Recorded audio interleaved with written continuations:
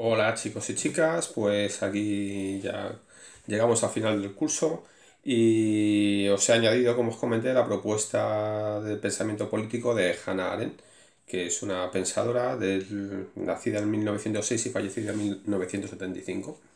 Vamos a ver su propuesta, ¿no? Es una pensadora alemana, sufrió las consecuencias del nazismo, tuvo que abandonar su país natal y terminó afincada en Estados Unidos, ¿no?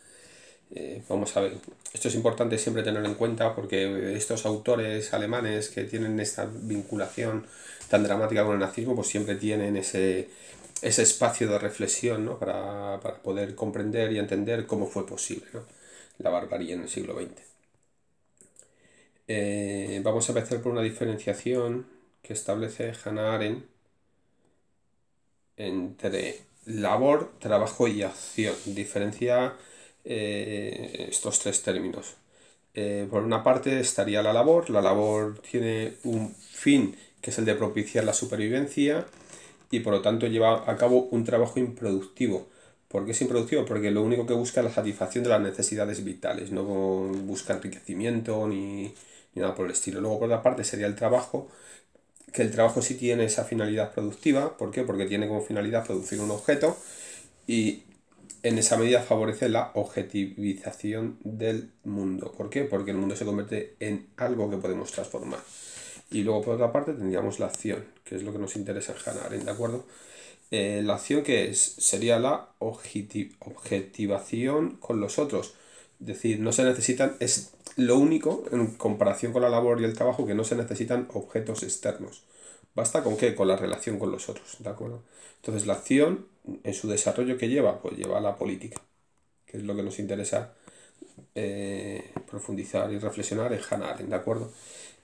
Aquí tenemos una cita suya de un texto fundamental que es la condición humana. El- Aquí, perdón. Ahora, donde nos dice la acción, que es la acción, no es la labor vital, no es esto, eso no es la acción, ni es el trabajo productivo. ¿De acuerdo? Es otra cosa distinta. ¿Qué es? Es la capacidad de actuar la capacidad de actuar es la que hace de la vida algo valioso, porque somos comenzadores, beginners, que es el término alemán que utiliza ella, beginners, comenzadores, porque cada uno de nosotros anunciamos algo nuevo imprevisto.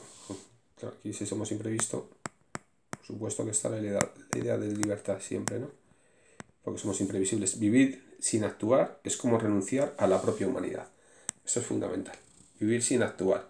Tener en cuenta lo que ya hemos establecido, que la acción, nos lleva a la política. Entonces tendremos que ver cómo entiende Hannah en esa acción para entender con claridad cuál es su propuesta de qué es lo político o qué es la política.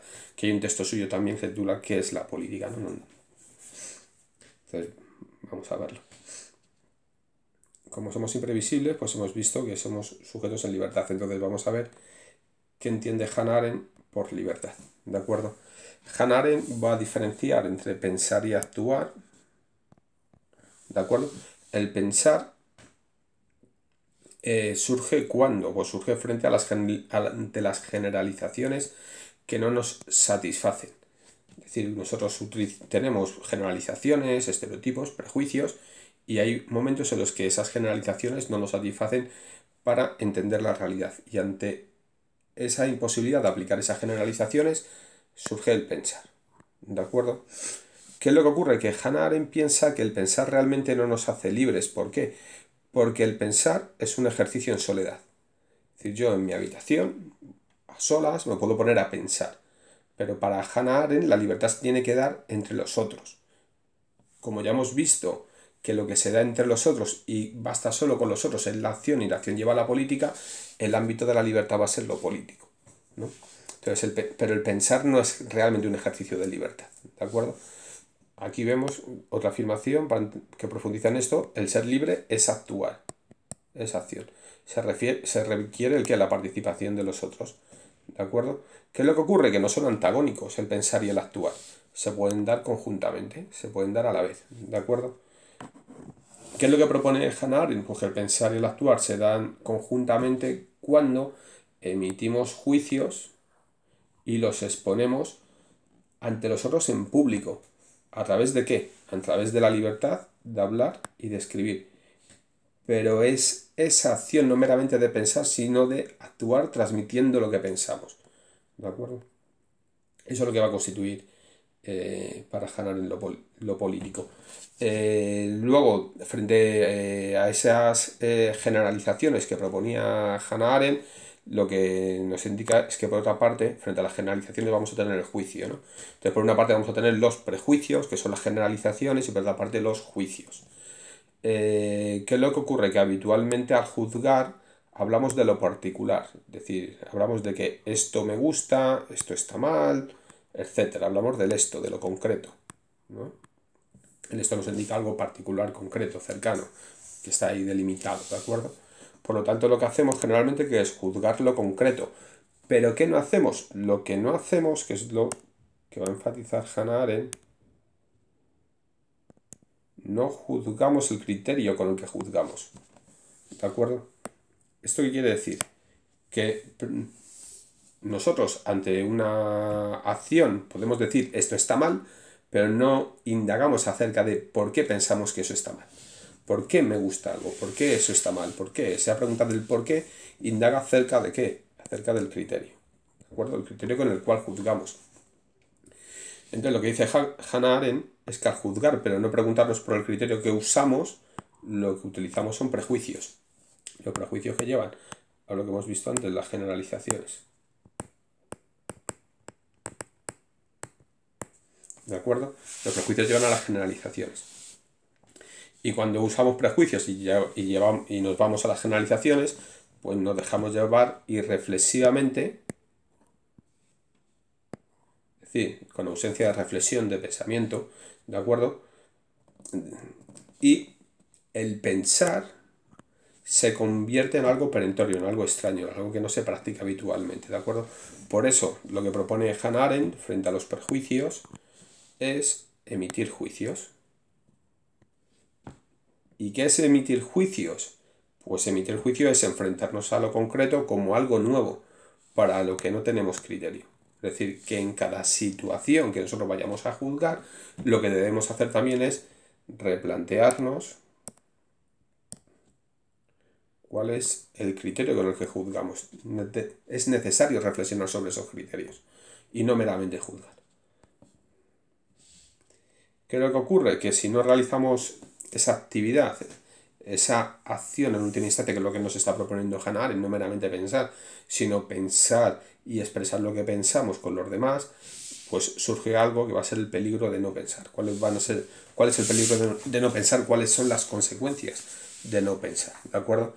Hannah Arendt nos dice que al exponer un juicio ante el público, el pensamiento es crítico y demoledor. Es crítico, ¿por qué? Porque reflexiona sobre esos criterios.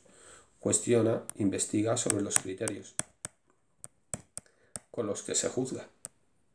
¿De acuerdo? Porque deshace valores generales con los que todo el mundo juzga, ¿no? Entonces, pues bueno, nosotros estamos habituados a aceptar determinadas generalizaciones, determinados prejuicios que hemos incorporado como parte nuestra, pero que tienen un origen social, externo a cada uno de nosotros, y si preguntamos ese por qué, es decir, ¿por qué esto está mal? ¿Por qué esto está bien? Entonces estamos deshaciendo esos valores generales con los que todos juzgamos, ¿de acuerdo? ¿Qué es lo que hacemos? Actualizamos el pensamiento, es decir, lo ponemos en acción y estamos ejerciendo la libertad. ¿Por qué? Porque hacemos del pensamiento un discurso público. El discurso público, donde se hace en la polis, esto tiene que ver con la política. Estas pinceladas que estamos dando acerca del ejercicio de la libertad en el ámbito público y demás, que yo pongo política, es que es lo que Hannah Arendt va a definir como lo político, ¿de acuerdo? ¿Qué es lo que ocurre? Que cuando hacemos esto, cuando deshacemos valores generales y lo hacemos en un espacio público, ejerciendo nuestra libertad, ¿no? Y mostrando a través de la acción nuestro pensamiento, ¿qué es lo que ocurre? Pues que el pensar por los demás es considerado como algo peligroso. Porque el mismo pensar que hace, pues que destruye lo que muchos dicen irreflexivamente. Claro, nos estamos cargando estos valores generales. Entonces el que habita, el que vive en esos valores generales va a ver el pensamiento como algo peligroso. ¿Por qué? Porque le quitas su espacio, ¿no? de vida. Eso es lo que los demás consideran peligroso, pero lo realmente peligroso, ¿qué es? Es el no pensar. ¿De acuerdo? ¿Por qué? Porque la adhesión inmediata a las normas de conducta y a la obediencia pueden llevar a aceptar determinados valores generales que son inadecuados. Aquí aparece el nombre de Eichmann, que más adelante veremos por qué es importante el pensamiento de Hannah Arendt, ¿de acuerdo? Pero Eichmann es el responsable de la deportación a los campos de concentración de más de 6 millones de personas, ¿no? Y estos 6 millones de personas a los que me refiero, pues fueron exterminados, ¿no? Los campos de exterminio. Entonces, Eichmann fue, cuando terminó la Segunda Guerra Mundial, huyó a Argentina, y en Argentina, en la década de los años 60, el servicio de inteligencia israelí le encontró, se lo llevó a Israel, a la ciudad de Jerusalén, y fue juzgado allí, ¿no? Entonces hay un texto de Hannah Arendt que se titula Eichmann en Jerusalén. Y en la parte final de estas exposiciones retomaré el caso de Eichmann. Y os dejaré un vídeo en las descripciones, muy breve, pero muy interesante, muy necesario de ver. Pero bueno, luego lo retomaremos. Lo que piensa Hannah Arendt es que al fin y al cabo, cuando se pregunta por qué fue posible el nazismo, y entonces su conclusión es porque la gente dejó de pensar.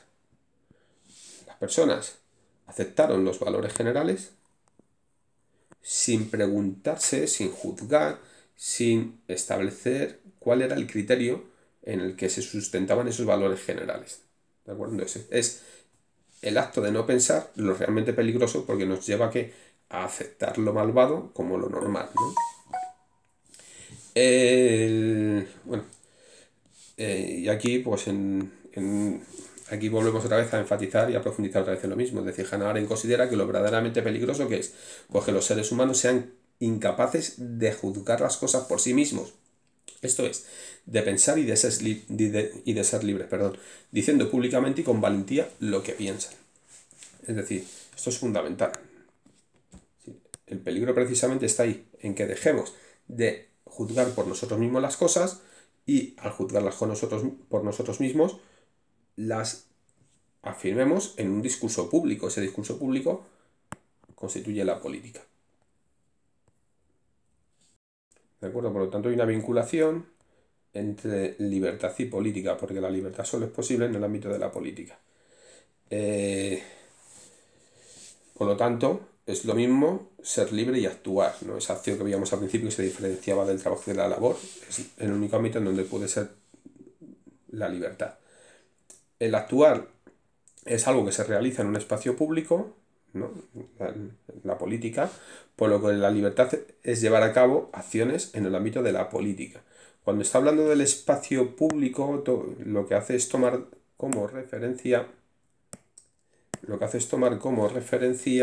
la política de la Atenas clásica del siglo V a.C. Democracia ateniense, Pericles, bueno, conceptos que ya vimos al principio del curso, ¿de acuerdo? Entonces, ¿qué es lo que caracterizaba ese espacio público de la Atenas clásica? Pues esa democracia ateniense, esa democracia de Pericles, se regía por la isonomía y la isegoría. ¿Qué es la isonomía? La isonomía es la igualdad del ciudadano ante el derecho, ante la norma. La isegoría es la libertad de cada uno de los ciudadanos de hablar en el espacio público. ¿Cuál era el espacio público de la Atenas? La asamblea. ¿De acuerdo? La iclasía, ¿no? Que llamaban ellos. El espacio de la asamblea. ¿Dónde se desarrollaba la asamblea? En el ágora, ¿no? Esta palabra sí os tiene que sonar. El ágora, que es la plaza pública, ¿no? Entonces, en la plaza pública era donde los ciudadanos se reunían para hablar de los asuntos públicos. Y cada uno tenía derecho de poder tomar la palabra. Esto que nos lleva, si tenemos que ocupar el espacio público para establecer lo que cada uno de nosotros pensamos y debatir acerca de los criterios con los que lo pensamos, por supuesto, pues al final lo que va a surgir es una propuesta del diálogo, ¿de acuerdo? Entonces, la igualdad de iguales, que utiliza al fin y al cabo, pues el diálogo, como medio. Tomar la palabra propone una acción para cambiar algún aspecto de la sociedad. Es decir, eso es lo que debiéramos hacer en el espacio público, pues tomar la palabra. Emitir un juicio sobre alguna iniciativa exige valentía. Y esta valentía de tomar la palabra en el espacio público, ¿qué es? La virtud política. ¿De acuerdo? La valentía de exponerse en el escenario público a la vista de los demás. Es decir, no meramente pensar que todos pensamos muchísimas cosas, pero ¿dónde? En el espacio privado. Luego hay que ir a un espacio público y alzar la voz y decir lo que cada uno pensamos individualmente. Exponernos, afirmar. ¿De acuerdo? ¿Qué es lo que ocurre? Que en este diálogo se deben dar unas condiciones. ¿Para qué? Para que podamos aceptar, considerar como válidas cualquier propuesta. Es decir, ¿vale cualquier cosa? No. Valen aquellas opiniones que cumplen unos requisitos. ¿Qué requisitos? Pues el primero, el de poder ser comunicada a los demás en un discurso racional y argumentativo. Es decir, no podemos ir diciendo ocurrencias, debemos llevar al espacio político, al espacio público, aquellas afirmaciones que se sustentan racional y argumentativamente, que tenemos argumentos y razones. Y por otra parte debemos ser, podríamos decir, coherentes, es decir, no debemos ser ajenos a lo que se sostiene. Es decir, nosotros debemos formar parte de aquellas afirmaciones que hacemos. ¿Por qué? Porque es nuestra verdad. Es decir, claro, yo no puedo establecer unos criterios morales, pero luego no aplicármelos a mí mismo. Es decir, no, hay que ser muy honrados y no hay que copiarle los exámenes porque es lo mejor para la sociedad, porque vosotros, chavales, así os prepararéis adecuadamente, pero yo luego cuando vea mi oposición cojo y me llevo chuletillas y demás. Pues no. Es decir, si yo tengo esa opinión y quiero que sea tomada como verdadera, pues lógicamente vosotros esperéis que sea capaz de defenderlo racional y argumentativamente y que sea coherente con lo que digo. Es decir, que luego no estoy haciendo picias. ¿De acuerdo? Hay un texto de Hannah Arendt que se llama Los orígenes del totalitarismo, ¿de acuerdo? Y se pregunta, pues, bueno, ¿qué es el totalitarismo y cómo se ha originado? El totalitarismo, ¿por qué se caracteriza? Pues una característica del totalitarismo es que el totalitarismo sigue leyes suprahumanas. Suprahumana significa que está por encima de los hombres. El fascismo y el nazismo pues seguían leyes naturales. ¿De acuerdo? Había leyes naturales, por ejemplo, la supremacía de la raza, pues estaba basada en última instancia en una concepción de que hay individuos más aptos, menos aptos en función de su naturaleza, ¿no? Y bueno, ahí podéis tirar de un discurso que tiene que ver con el darwinismo social, no con Darwin, el darwinismo social, que es la aplicación de la teoría darwinista de la lucha por la existencia y la supervivencia del más apto, que es la selección natural, ¿no? Al ámbito social. Eso no lo hace Darwin, lo hacen personas después de Darwin, y entonces toda teoría eugenésica en la que estarían tanto el nazismo como el fascismo, pues consideran que hay un proceso natural por el cual hay una selección y hay individuos más aptos y otros menos. Y entonces los más aptos son superiores. Entonces, bueno, seguirían leyes naturales. Y el estalinismo, que es otra forma de totalitarismo, lo que seguirían que son las leyes de la historia. ¿De acuerdo? Las leyes del materialismo histórico. Si recordáis, ¿no? Que es el que mueve, ¿cuál es el motor de la historia? La lucha de clases. La lucha de clases, que es ese motor de la historia que se mueve dialécticamente, llegará un momento que va a desembocar en ¿qué? En la desaparición de la lucha de clases, porque van a desaparecer las clases porque previamente ha desaparecido la propiedad privada, ¿no?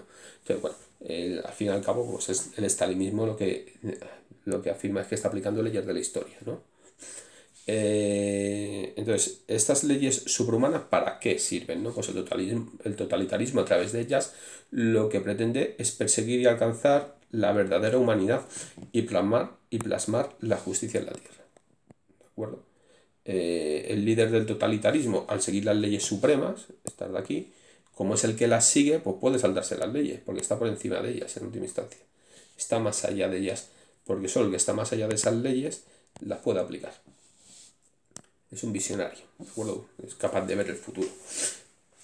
¿Qué es lo que le sorprende a Hannah Arendt? Pues lo que sorprende fundamentalmente es el desprecio del totalitarismo por la vida humana. ¿De acuerdo? Es decir, ese desprecio que lleva, pues lleva a que millones de seres humanos fueron despojados de un Estado y se les negó el derecho a tener derechos. ¿Qué es el derecho a tener derechos? Es el derecho de ciudadanía. Esto es muy importante, ¿de acuerdo? ¿Por qué? Porque nosotros consideramos que todos los seres humanos tienen derecho a la vida, ¿no? Por el marco en el que pensamos actualmente, que es el marco de la Declaración Universal de los Derechos Humanos proclamado por la ONU. el nazismo es anterior a la ONU y a la Proclamación de Derechos Universales, ¿no? A la que me he referido. A pesar de ello, para poder tratar a un ser humano como fue tratado en los campos de concentración, yo lo que tengo que hacer es despojarle, quitarle la humanidad. Y yo solo puedo hacer eso si le niego la ciudadanía. ¿Por qué? Porque el derecho a ciudadanía es el derecho a tener derechos. Si yo no reconozco a un ser humano la ciudadanía, si yo no le reconozco su derecho a tener derechos, cuando yo le trate como un objeto, cuando haga con él lo que a mí me dé la gana, él no podrá reivindicar nada. ¿Por qué? Porque no tiene derechos que reivindicar. Entonces lo que hizo el nazismo, lo primero que es quitarle los derechos a toda la población, que luego recibió un trato infrahumano. La propuesta frente al totalitarismo pues, va a ser la de la democracia participativa, ¿de acuerdo? Pero, que es lo que aparece aquí, por eso tiene este título. Pero primero vamos a ver cuáles son las características que dice Hannah Arendt que tiene el totalitarismo. El totalitarismo, ¿por qué se caracteriza? ¿Cómo lo podemos identificar? Porque hay una concentración del poder en un único líder, en el líder, que es un visionario, es un movimiento de masas, genera para un mecanismo de control social a través del terror total, es decir, todo el mundo tiene miedo y entonces como tienes miedo pues obedeces más, te conviertes más obediente, se existe una abolición completa de libertades y derechos, se utiliza la propaganda y la educación para adoctrinar, el adoctrinamiento, ¿de acuerdo? Y es un también se caracteriza por la centralización de la economía, ¿de acuerdo? Sí, tanto el poder económico y político está en manos de quién, del líder, que lo domina todo, ¿de acuerdo? Y para que eso sea asumido, ¿qué es lo que se busca? Se busca adoctrinar. ¿Y cómo se adoctrina? A través de la propaganda y a través de la educación, ¿de acuerdo? Frente a eso, la propuesta de Hannah Arendt pues es la de una democracia participativa. ¿Por qué se caracteriza? Pues se caracteriza por generar espacios horizontales del discurso sin burocratizar, es decir, espacios de diálogo, en las condiciones que hemos visto antes, en los que se delibera y se toman decisiones. ¿De acuerdo? Un espacio entre iguales, donde se puede ejercer la libertad. Y aquí retomamos lo que había comentado antes, el texto de Hannah Arendt de Eichmann en Jerusalén, brevemente, ¿no? ¿Por qué? Porque nos interesa explicar el concepto que es muy interesante de banalidad del mal de Hannah Arendt, ¿de acuerdo? Hannah Arendt se pregunta por qué es posible el mal radical. El mal radical es un mal deliberado, es decir, reflexionado e intencionado, que se puede realizar individual o políticamente te digo aquí que es o colectivo, sería más adecuado a lo mejor para entenderlo, pero bueno, ella piensa que existe este mal radical, ¿de acuerdo? Entonces, el mal que ejerce Hitler, el mal que ejerce Hitler es un mal deliberado, ¿de acuerdo? Pero luego, por otra parte, considera que hay algo, un mal que es un mal banal, que le lleva a afirmar la banalidad del mal, ¿de acuerdo? Hay personas que realizan un gran mal, como por ejemplo Eichmann, que como he comentado antes, era el responsable de la deportación de millones de personas a los campos de concentración, y que se derivan meramente de ¿qué? Del acto de no pensar. Os recomiendo que el vídeo que os voy a dejar abajo en la descripción lo veáis, porque esto lo aclara bastante bien, ¿de acuerdo?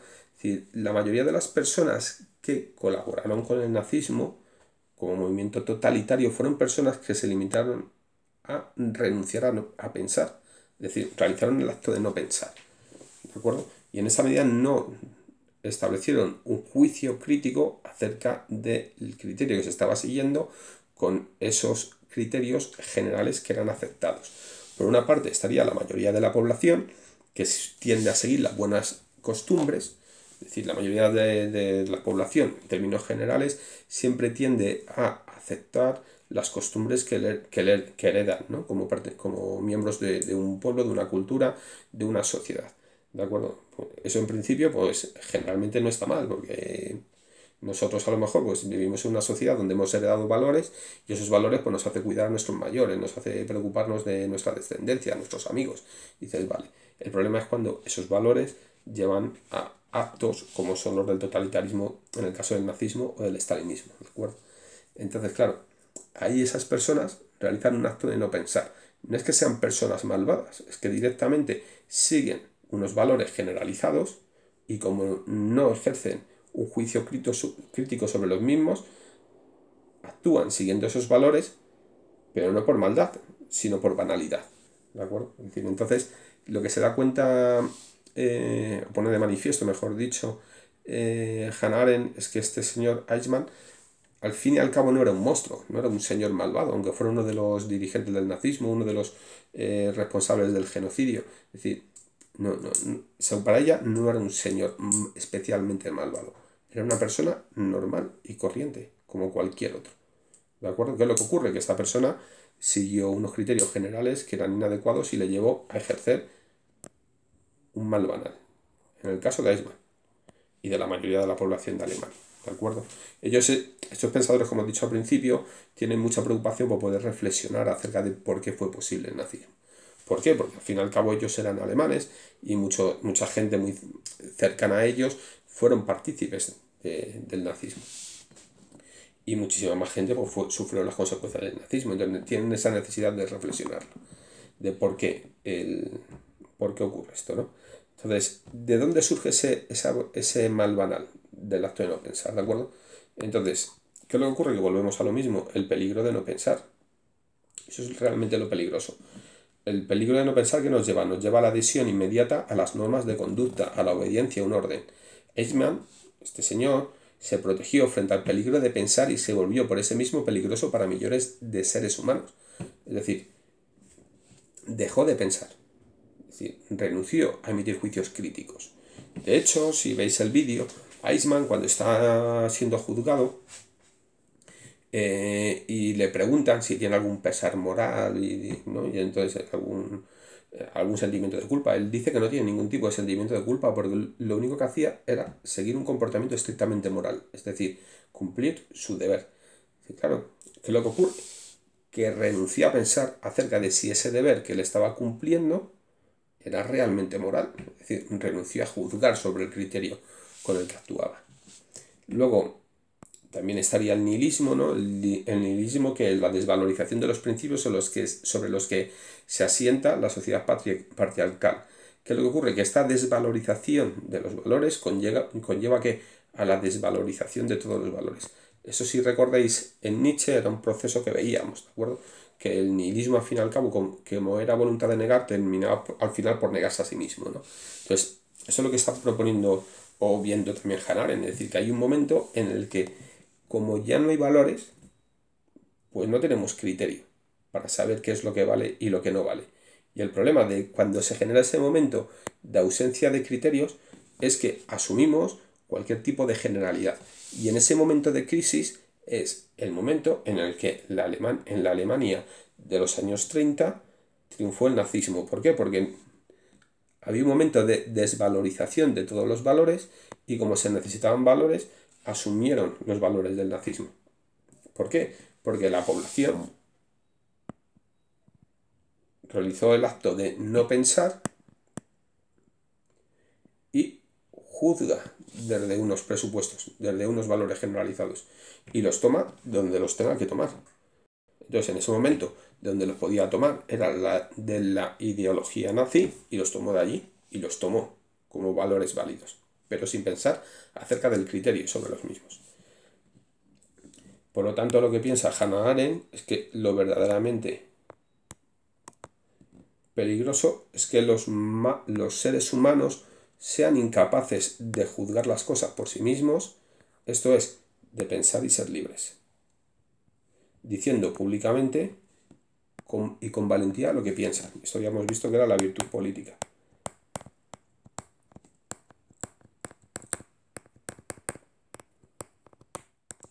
¿De acuerdo? Entonces, bueno, aquí tenemos esta propuesta de Hannah Arendt, que ella se identificaba más como una pensadora, una política más que como investigadora o perteneciente al ámbito del saber filosófico, fundamentalmente porque entiende que la filosofía se quedaría más, aunque no lo diga explícitamente, pero es lo que piensa, la filosofía, como digo, se quedaría más en el ámbito del pensar y hay que pasar a la acción y por lo tanto hay que pasar a la política, ¿no? Al espacio de lo político como lo ha definido aquí. Pues espero que os haya interesado. Hannah Arendt es una de las mentes más brillantes del siglo XX y es bastante interesante que investigaréis sobre ella. Hay una película y que cuenta todos estos hechos en torno al juicio de Eichmann en Jerusalén y los problemas con los que ella se va a encontrar y, pues, a la hora de hacer esta interpretación, porque había una exigencia social cuando ella va a cubrir como reportera el juicio de Eichmann a la ciudad de Jerusalén, pues la presión social esperaba de Hannah Arendt que dijera que Eichmann era un monstruo, un ser horrible, un ser malvado, y cuando llega dice, mira, este señor es un señor de lo más normal del mundo. Es decir, te lo encuentras por la calle y no te dan ningún tipo de miedo, no supone ningún tipo de riesgo para otro ser humano. Lo que ocurre es que en un momento determinado decidió no pensar. Y del acto de no pensar se derivan todos los riesgos.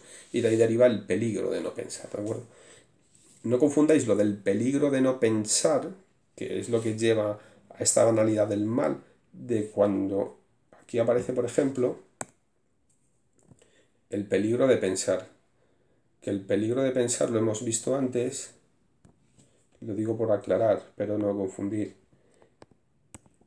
Aquí, perdona, que no se marca. Aquí. Aquí cuando está hablando del peligro de pensar, se refiere al pensar que es considerado como peligroso, perdón, por los otros. ¿Por qué? Porque rompe con esos criterios generales. ¿De acuerdo? Y este peligro de no pensar es el que denuncia Hannah Arendt, que está aquí.